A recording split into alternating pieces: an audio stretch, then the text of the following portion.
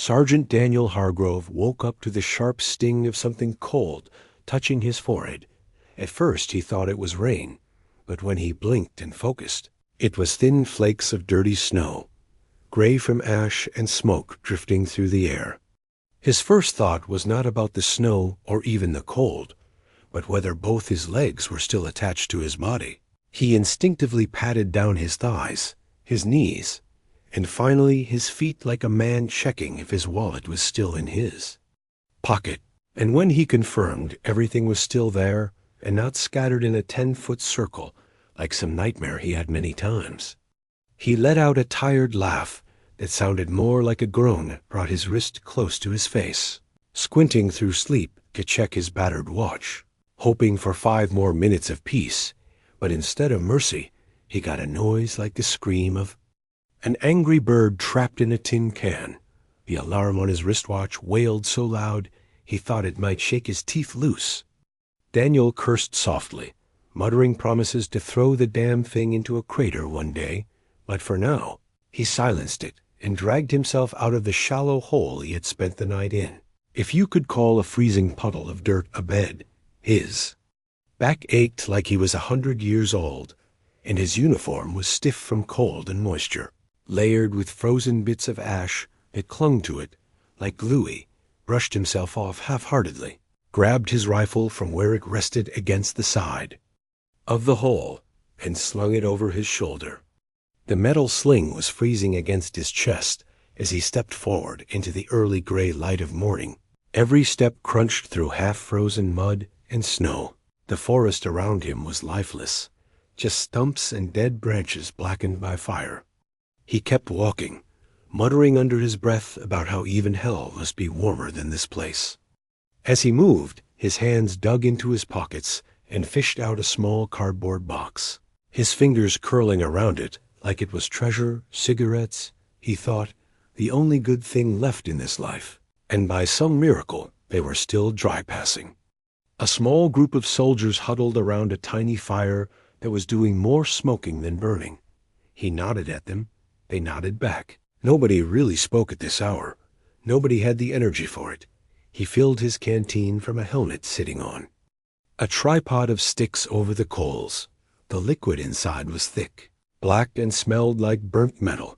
He gave it a quick sip and immediately spat it out. Whatever it wasn't coffee. It tasted like it was meant to kill pests. Wiping his mouth with the sleeve of his jacket, he noticed the dark stain it left near the 5 service stripes stitched onto the fabric. 5 long years in uniform. He usually cared about keeping them clean. Today he didn't even bother. Continued toward the front, past burned-out trees and shattered logs, each one like a dead finger pointing nowhere. His eyes kept shifting up as the sound of artillery reached his ears. It was distant, far enough not to worry him, yet it carried something that made his skin itch. It wasn't like most barrages he had heard in his life, and he had heard plenty. Something about it felt wrong, unnatural, like hearing a familiar song played in the wrong key. He stopped for a moment, standing still, letting the rhythm sink into his head, and then he felt it. It wasn't random, not chaotic like most shelling. It had a beat, a rhythm, like someone was keeping time. He whispered to himself, "I don't like this. I really don't," before picking up his pace toward the trenches ahead. Daniel dropped into the trench, his boots splashing into ankle-deep water that smelled like rock and old oil. The cold liquid immediately soaked through his socks, and he muttered something under his breath that would have gotten him a week ago.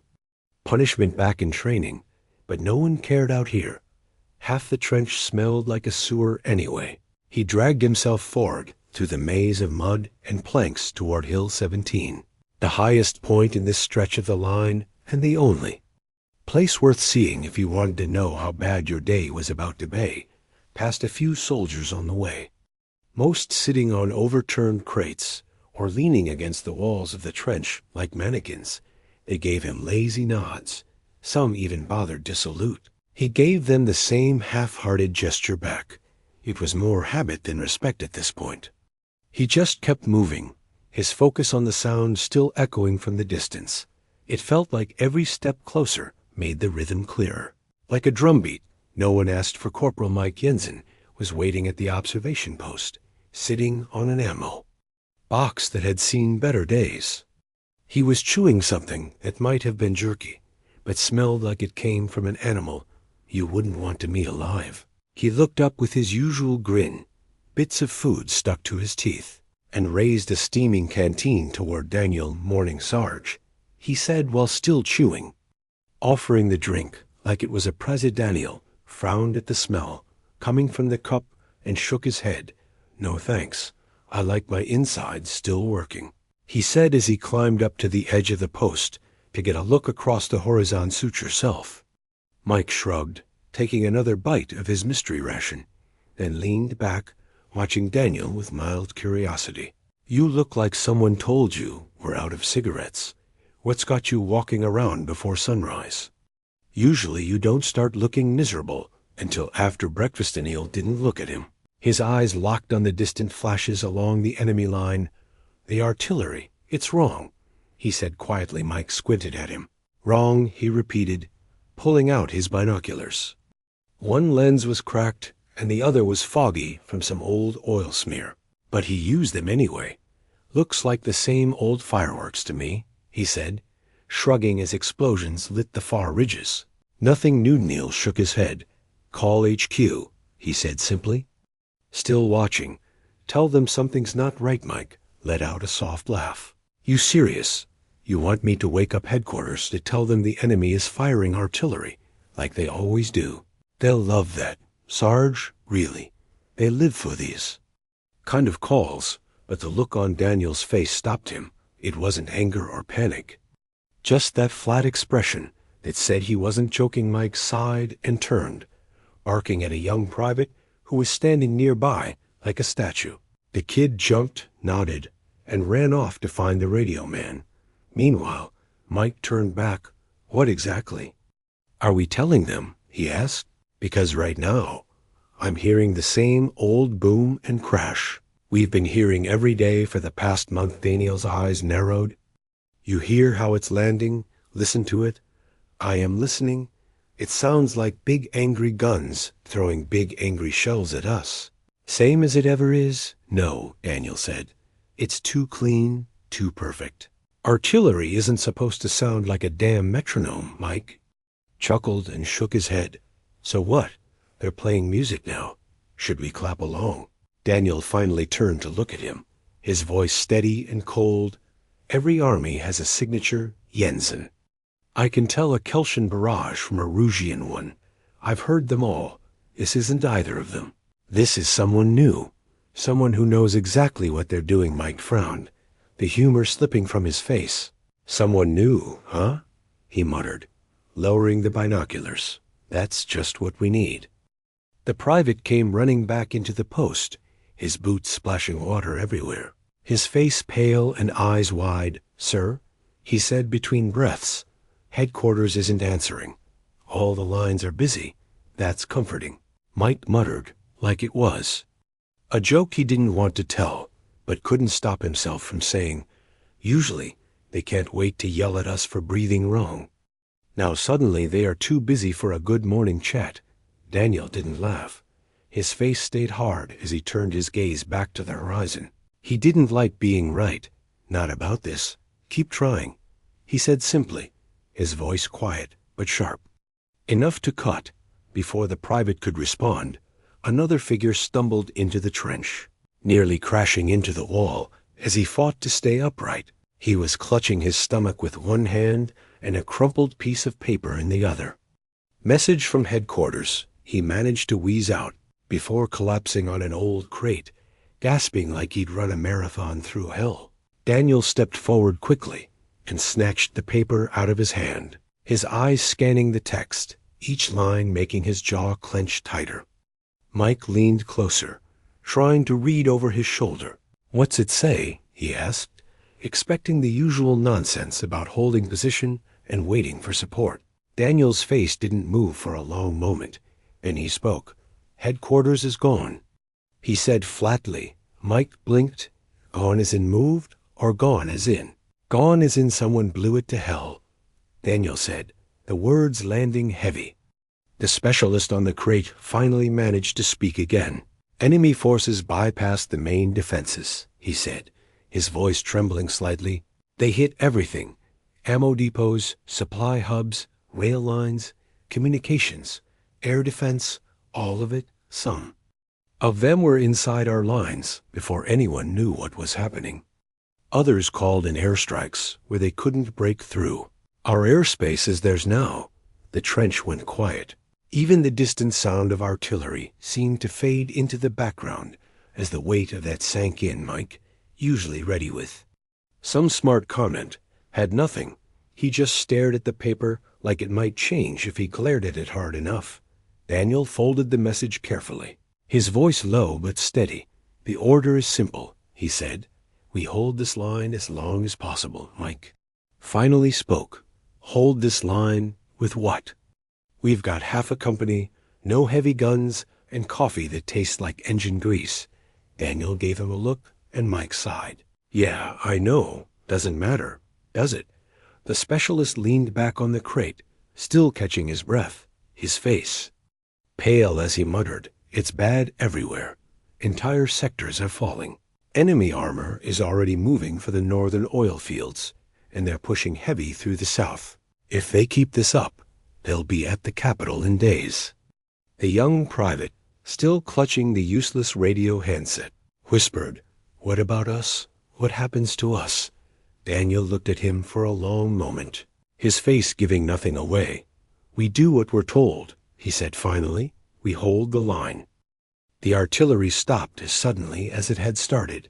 The silence rolled over the trench like a heavy blanket. Everyone froze, their ears straining, as if the lack of noise itself was an alarm. Mike slowly lowered his binoculars, his mouth twisting. Well, that's never a good sign, he said softly, because if there's one thing worse than being shelled, it's when they stop shelling and you're still breathing. Daniel didn't answer.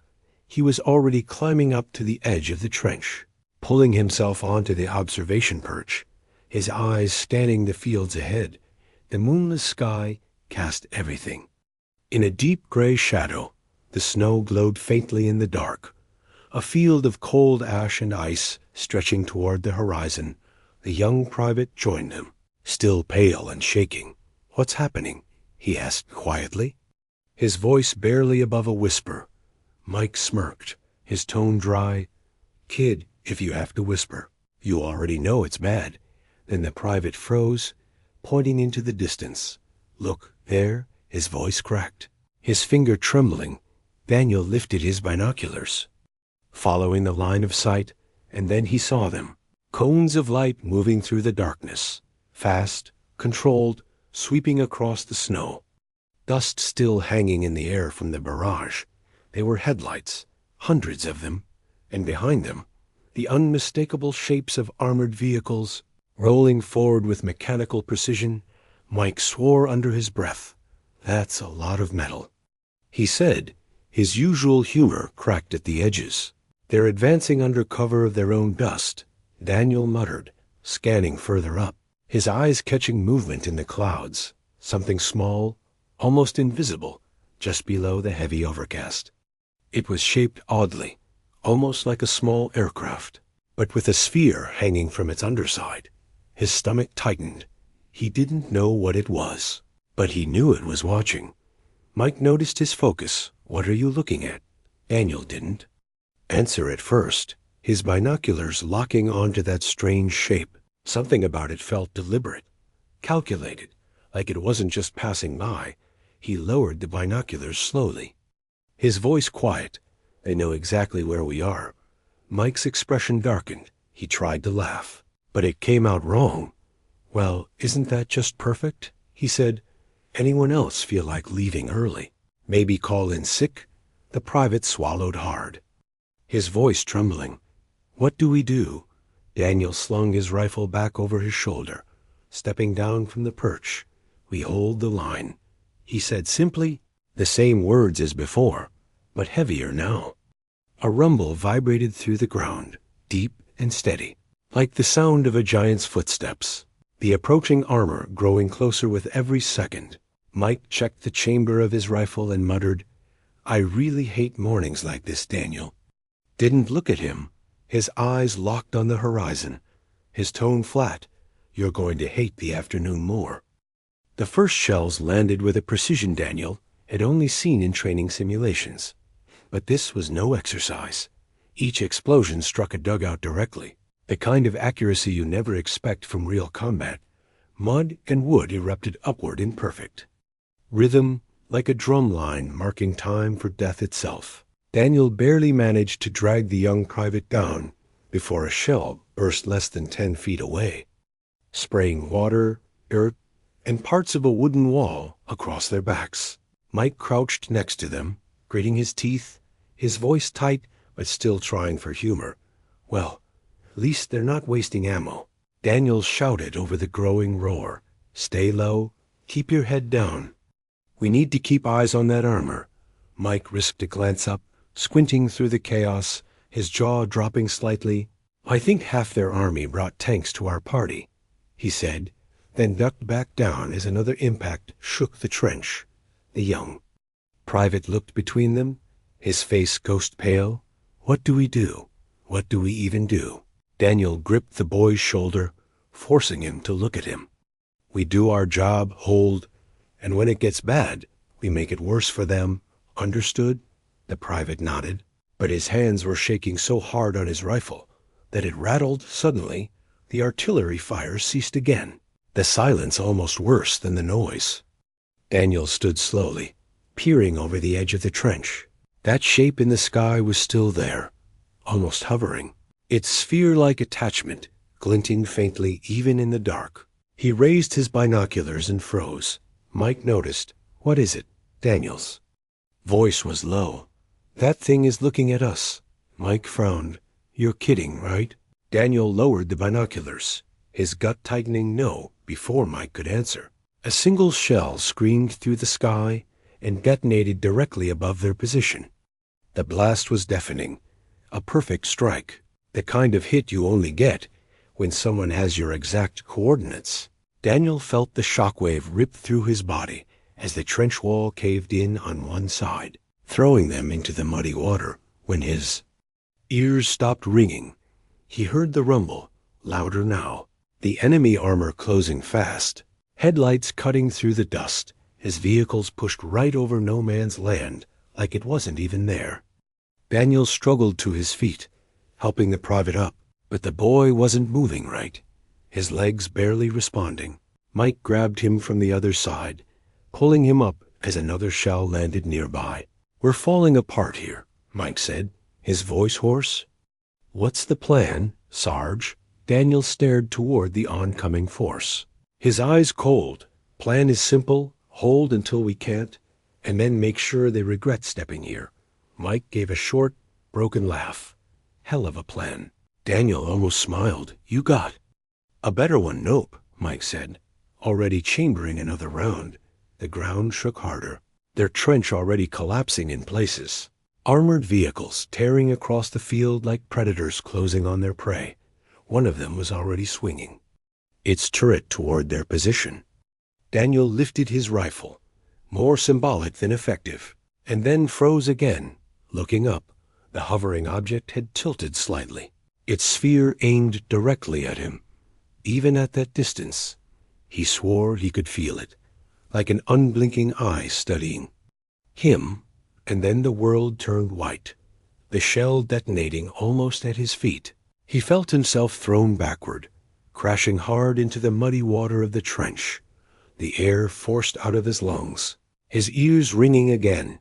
He rolled onto his side, seeing Mike sprawled nearby, still clutching his rifle, even as his body trembled from the shock. The young private lay face down, unmoving. Daniel tried to get up, tried to shout, but before he could move, the rumble became a roar, heavy tracks grinding over the edge of the trench, a massive tank passing directly above them, crushing the walls, flattening what little cover they had left. The blue flag on the enemy vehicles fluttered briefly in the cold wind as they rolled over the position without hesitation. Steel and weight moving like they owned the earth beneath them. Daniel reached out instinctively, his hand landing on something. Wet, he looked down. The paper, the message from headquarters. Soaked and stained with blood and dirty water, but one line still perfectly visible. Written in bold black ink, "Hold the line. The humans are coming." His grip tightened on it for a moment. Before his strength failed, and he slumped back, the sound of engines fading only as his own hearing dimmed.